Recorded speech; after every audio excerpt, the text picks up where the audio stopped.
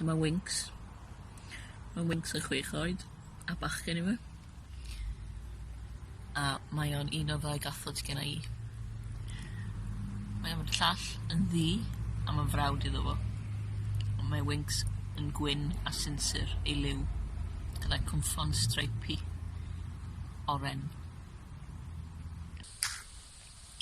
Mae Winks yn mogi, felly mae hynna'n meddwl dydi o ddim yn pedigree. Just Cath arferol. Mae Winks yn caru mynd i hela llygod a adar, a weithiau slowworms yn y gwair hir yma. Mae Winks yn hoffi cysgu ar y gwely yn nos gyda fy mam a'n nhad i, ac yn y dydd mae'n licio cysgu yn y shed tu allan, achos mae'n gynnes fewn iddo fo. Mae'n hoffi mwytha, mae'n hoffi cael cwtshys weithiau ar ei amser ei hunan. Mae'n colli blew, lot o flew. Fel o'n i'n deud, un o pethau mae Winks yn hoffi wneud ydy mynd ar ôl anifeiliaid eraill, fel slowworms, adar a llygod.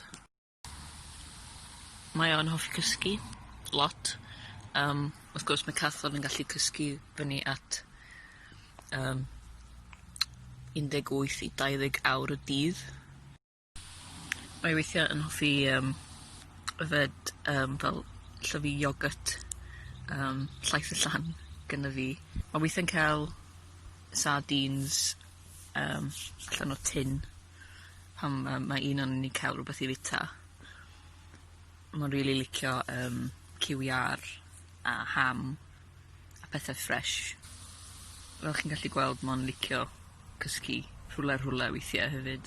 Pan mae hi'n braf, mae'n licio cysgu tu allan yn y gwair.